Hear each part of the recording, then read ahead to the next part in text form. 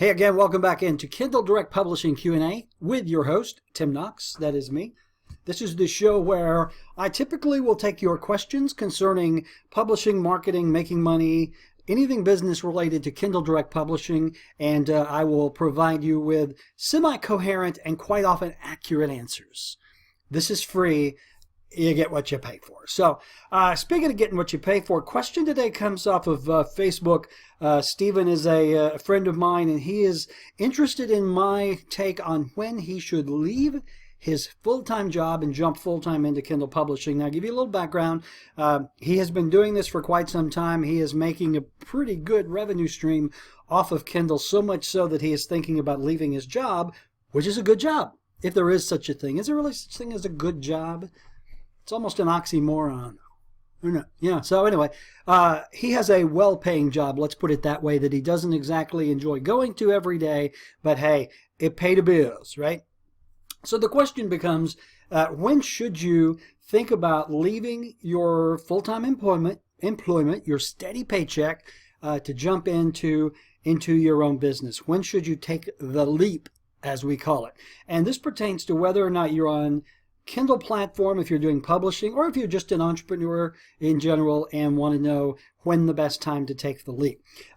Really not an easy question to answer. There are several things that you need to consider. The first and foremost is, are you making enough money online or in your business to leave the full-time job? To leave the comfort of that steady paycheck. That steady paycheck is the crack that keeps us working.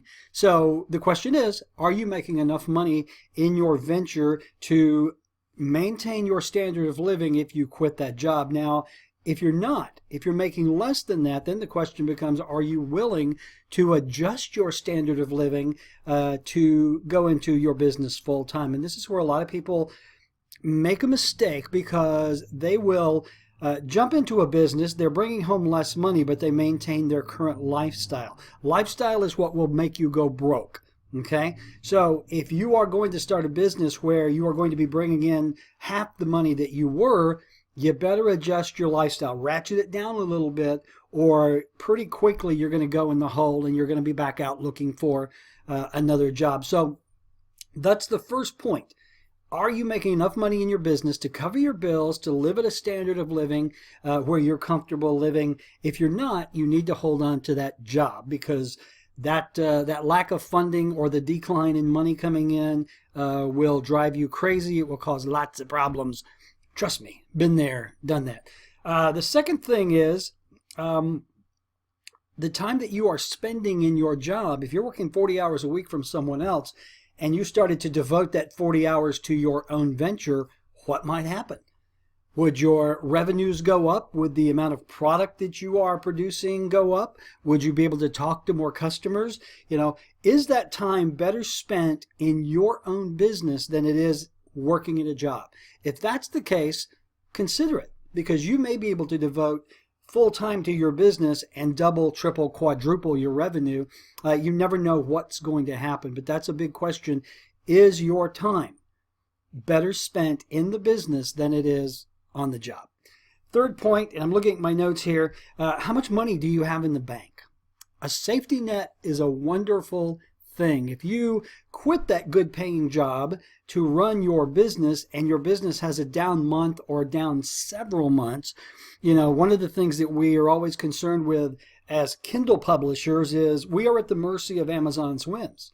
If they change the way they're doing things, if all of a sudden the KENP program is different, it's going to affect our income. So do you have money in the bank? Do you have a safety net that you can fall back on if your revenue does this for several months? Again, the worst thing that can happen is you leave that steady paycheck and then the business revenue go down and you suffer accordingly. Next point is, do you get benefits from that job? Do you get a 401k match? Are there insurance benefits? If you leave that job, how is it going to affect your life other than monetarily? Are you going to have to go out and find insurance? Are you going to have to open an IRA? How are you affected? And if you have money built up in an IRA at the job, you need to transfer that to an IRA. This is not a tax show. I never give tax advice. I lose money to Uncle Sam, and I like it that way. Finally, this is the big one. After you've answered those 4 or 5 questions, what makes you happy? Because I can tell you right now, the things that I have done in the past that made me the most money, hundreds of thousands of dollars, were really the things that I enjoyed the least. So you have to weigh happiness versus money. Do you like those nice things so much that you're willing to be miserable? You may for a while, but eventually that's going to catch up with you. So what makes you happy?